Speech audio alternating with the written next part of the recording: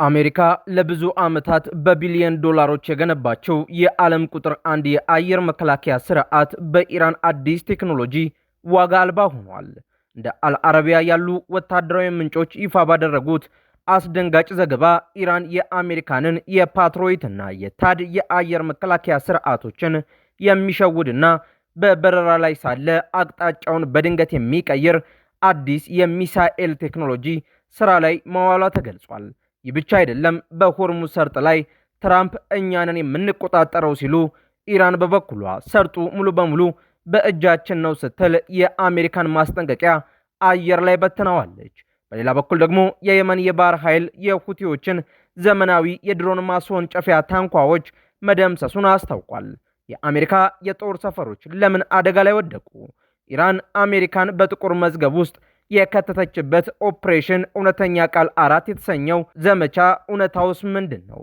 የመካከለኛው ምስራቅ ፍጥጫ ወደ ለየለት ቀጠናዊ ጦርነት እየተቀየረ ይሆን? ዝርዝሩንና አስደናቂ ሰበር መረጃዎችን ይዘንላችሁ ቀርበናል። እስከ መጨረሻው አብራችሁን ቆዩ። እናንተ ደግሞ ቪዲዮቻችን ወደ ብዙ አድማጭ ተመልካቾች ይደርስ ዘንድ ቪዲዮን ላይክ፣ ኮመንት እና ሼር በማድረግ ጀምሩት። አዲስ የሆናችሁ ደግሞ ቻናላችንን ሰብስክራይብ በማድረግ ዓለም አቀፋዊ ተአማኒ መረጃዎችን ያገኙ። የአሜሪካን የአየር መከላከያ ስርዓት የሚፈታተን አዲስ የኢራን የሚሳኤል ቴክኖሎጂ ይፋ ተደርጓል። ኢራን በመካከለኛው ምስራቅ በሚገኙ የአሜሪካና የአጋሮቿ ወታደራዊ ተቋማት ላይ የምታደርሰውን የኢላማ ምት የበለጠ ማክበድ የሚያስችላትን አዲስ የቴክኖሎጂ አሰራር ስራ ላይ ማዋሏ ተገልጿል። ተቀማጭነታቸውን በሳውዲ አረቢያ ያደረጉት አልአረቢያና አልሃዳስ የዜና ምንጮች ወታደራዊ ተንታኞችንና የደህንነት ዘገባዎችን ዋቢ በማድረግ እንደዘገቡት አዲሱ የኢራን ቴክኖሎጂ ሚሳኤሎች ወደ ተተኮሱበት ኢላማ እየበረሩ ሳሉ ድንገተኛ የአየር ላይ አቅጣጫ ለውጥ እንዲያደርጉ የሚያስችል ነው ብለዋል።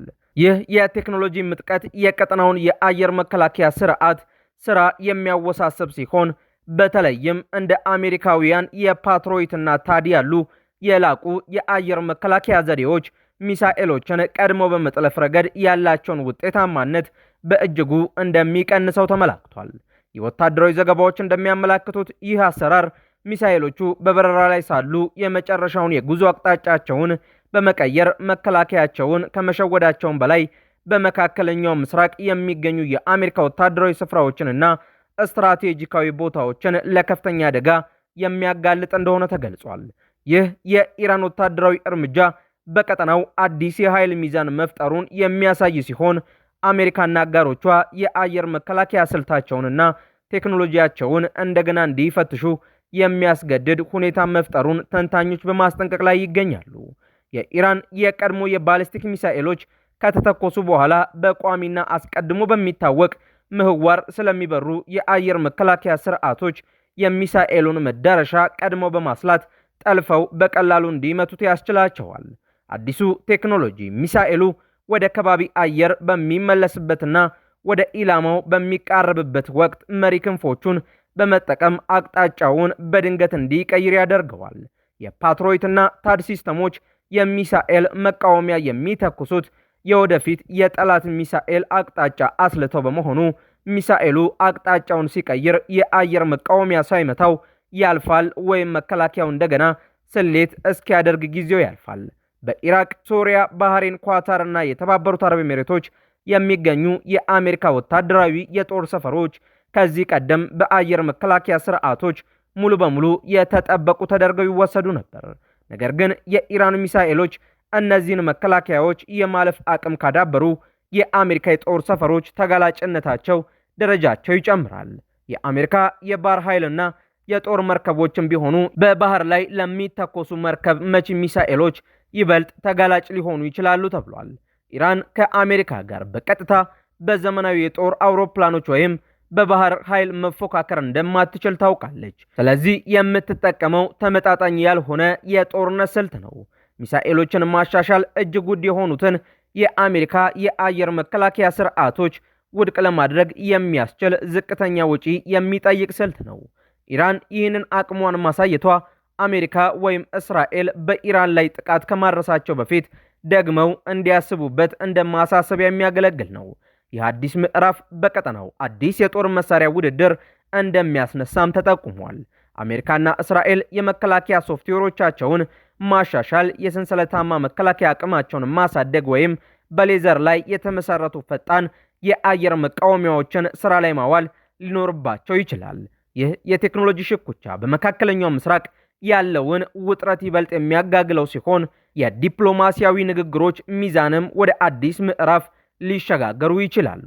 ይህ በእንዲህ እንዳለ የኢራን የውጭ ጉዳይ ሚኒስትር አባስ አራግቺ አሜሪካ በተሳሳተ የስለላ መረጃ አሳባ በኢራን ላይ ወታደራዊ እርምጃ በመውሰድ ትልቅ ስህተት ሰርታለች ሲሉ አስታውቀዋል። የኢራኑ የውጭ ጉዳይ ሚኒስትር አባስ አራግቺ አሜሪካ በኢራንና በአካባቢው የባህር ሰርጥ ላይ ለምትወስደው ወታደራዊ እርምጃ በምክንያትነት የተጠቀመችው የተሳሳተና የሐሰት የስለላ መረጃ ነው ሲሉ ከባድ ወቀሳ አቅርበዋል። ሚኒስትሩ በማህበራዊ ትስስር ገጻቸው ባሰፈሩት መግለጫ ዋሽንግተን በኢራን ላይ የከፈተችውን ግጭት አላስፈላጊና የተሳሳተ ወታደራዊ ውሳኔ ሲሉ የገለጹት ሲሆን በተለይም በሆርሙዝ የባህር ሰርጥ ዙሪያ ያለውን ሁኔታ በተመለከተ አሜሪካ በድጋሚ ከባድ የስለላ ስህተት ልትሰራ እንደምትችል አስጠንቅቀዋል። እንደ አራግቺ ገለጻ አሜሪካ የኢራን የውጊያና የሚሳኤል አቅሟ ደክሟል ወይም የጥቃት ዝግጅት እያደረገች ነበር በሚሉ አሳሳች መረጃዎች ላይ በመመርኮዝ ውሳኔ ማሳለፏ ለቀጠናው ውጥረት መባባስ ምክንያት ሆኗል። ሚኒስትሩ አክለውም ዲፕሎማሲ አሁንም አማራጭ ቢሆንም ኢራን ግን ሀገሯን ለመከላከልና ጥቅሟን ለማስጠበቅ ሙሉ በሙሉ ዝግጁ መሆኗን ገልጸዋል። አሜሪካና አጋሮቿ የኢራንን ወታደራዊ ምላሽ ሰጭነት፣ የተላላኪ ኃይሎቿን ድጋፍና የምስራቅ አፍሪካና የመካከለኛው ምስራቅ የባህር መስመሮች ላይ ያላትን ቁጥጥር ዝቅ አድርገው ገምተውት ሊሆንም ይችላል። ቴሄራን የነበረችበትን ስትራቴጂካዊ ውጥረት ወደ አጸፋዊ ወታደራዊ ቁርጠኝነት በመቀየር አሜሪካ ያቀደችውን አጭርና የተወሰነ ወታደራዊ እርምጃ ወደ ተራዘመ ቀጠናዊ ግጭት እንዲቀየር አድርጋለች። ከሆርሙዝ ሰርጥ ጋር በተያያዘም ኢራን በቁጥጥር ስር ነው ስትል አውጃለች። የኢራን ፓራሚሊተሪ ባሲጅ ግብረ ኃይል ኃላፊ ሆሴን ታኤብ የሆርሙዝ ሰርጥ በኢራን ሙሉ ቁጥጥርና አስተዳደር ስር እንደሚገኝ ማስታወቃቸውን የኢራኑ ከፊል መንግስታዊ ፋርስ የዜና ወኪል ዘገባን ጠቅሶ ሮይተርስ ዘግቧል። መግለጫው የወጣው የአሜሪካው ፕሬዝዳንት ዶናልድ ትራምፕ ትሩዝ ሶሻል በተሰኘው ማህበራዊ ሚዲያ ገጻቸው ላይ አሜሪካ በስትራቴጂካዊው የሆርሙዝ የባህር መስመር ላይ ሙሉ ቁጥጥር አላት ሲሉ ከተናገሩ ከአንድ ቀን በኋላ ነው። ሆሴን ታኤብ በሰጡት መግለጫ የባህር መስመሩ የደህንነትና የመርከቦች እንቅስቃሴ አስተዳደር በቴህራን እጅ እንደሚገኝ የገለጹ ሲሆን በባህር መስመሩ ዙሪያ በአሜሪካና በኢራን መካከል የሚደረገው የቃላት ምልልስና የኃይል የበላይነት ፉክክር የቀጠናውን የውጥረት ደረጃ ወደ አዲስ ምዕራፍ አሸጋግሮታል። የኢራን እስላማዊ አብዮታዊ ዘብ በበኩሉ የኢራን ጥቃት የጠላትን ከባድ የቦምብ ድብደባ ተቋቁሞ የሚሳኤል ማስወንጨፍ ሂደቱን ማስቀጠሉን አስታውቋል።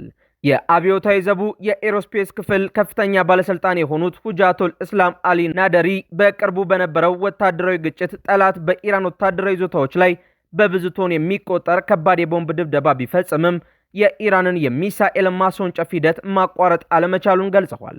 የኢራኑ ፋርስ ኒውስ ባወጣው ዘገባ መሰረት የኤሮስፔስ ክፍሉ የህዝብ ግንኙነት ምክትል ሁጃቱል እስላም አሊ ናደሪ ከጋዜጠኞች ጋር ባደረጉት ስብሰባ ላይ እንደተናገሩት በቅርቡ በተካሄደው ኦፕሬሽን እውነተኛ ቃል 4 በተሰኘው ዘመቻ ወቅት ጠላት በአንዳንድ የኢራን የሚሳኤል ይዞታዎች ላይ ብቻ እስከ 30 የሚደርሱ ሚሳኤሎችን የተኮሰ ቢሆንም ከተመሳሳይ ቦታዎች የሚሳኤል ማስወንጨፍ ስራው ሳይቋረጥ ቀጥሏል ማለታቸውን ዘግቧል። ባለስልጣኑ አክለውም የዚህ ወታደራዊ እርምጃ ዋና ስኬት አሜሪካ ካለፉት 20 ዓመታት በላይ በከፍተኛ ወጪ የቀጠናው ሀገራት ላይ የገነባቸውን የሚሳኤል መከላከያ ጋሻ ዋጋ ማሳጣትና ማክሸፍ መቻሉ ነው ብለዋል። የኢራን አብዮታዊ ዘቡ የኤሮስፔስ ኃይል ሀገሪቱን የማስከበር ዝግጁነቱን በሙሉ ጥንካሬ እንደሚቀጥልም አስታውቋል። በሌላው ሰበር መረጃችን የየመን የባህር ኃይልና የባህር ጥበቃ 2 የሁቲ ታንኳዎችን መደምሰሳቸው ተገልጿል። የየመን ህጋዊ መንግስት የባህር ኃይልና የባህር ጥበቃ በሀገሪቱ ምዕራባዊ የባህር ዳርቻ አቅራቢያ የሚንቀሳቀሱ 2 የሁቲ አማጽያን ታንኳዎችን መደምሰሳቸውን ወታደራዊ ምንጮችን ጠቅሰው የክልሉ የመገናኛ ብዙሃኖች ዘግበዋል። እንደ ወታደራዊ ምንጩ ገለጻ ከተደመሰሱት ታንኳዎች መካከል አንደኛው በምዕራባዊ የባህር ዳርቻ አቅጣጫ ሰው አልባ አውሮፕላኖችን ወይም ድሮኖችን ለማስወንጨፍ የሚያገለግሉ ዘመናዊ የቴክኖሎጂ ቁሳቁሶችንና የመገናኛ መሳሪያዎችን ጭና ስትራመድ እንደነበር ተረጋግጧል። የየመን የባህር ጥበቃ ኃይሎች አጠራጣሪ እንቅስቃሴ ባደረጉት በእነዚህ የሁቲ አማጽያን ጀልባዎች ላይ ፈጣን የቅኝትና የክትትል እርምጃ በመውሰድ በቁጥጥር ስር ለማዋል ቢሞክሩም ግብረ መልስ በመስጠታቸው በተካሄደ የኃይል እርምጃ ሙሉ በሙሉ ሊደመሰሱ ችለዋል ብለዋል። ይህ እርምጃ ሁቲዎች በቀይ ባህርና በባብኤል መንደብ የውሃ መስመር ላይ የሚያደርሱትን የባህር ላይ ወንበዴነትና የድሮን ጥቃት ለመግታት ከተወሰዱ ተከታታይ እርምጃዎች አንዱ ነው ሲል የሀገሪቱ መንግስት አስታውቋል። ውድ የአውደ ዓለም የዩቲዩብ ቻናል ተከታታዮቻችን አዳዲስ የተሰሙ ሰበር መረጃዎቻችን እነዚህን ይመስሉ ነበር። በእነዚህ መረጃዎች ላይ ያላችሁን ሐሳብ አስተያየት በኮመንት መስጫው ላይ ያስፈሩልን። አዳዲስ መረጃዎችን በፍጥነት ለማግኘትም ቻናላችንን ሰብስክራይብ ማድረጋችሁንና ለሌሎች እንዲዳረስ ላይክ እና ሼር ማድረጋችሁን እንዳትረሱ። በሌላ መረጃ ዳግም እስከምንገናኝ ሰላም ቆዩን።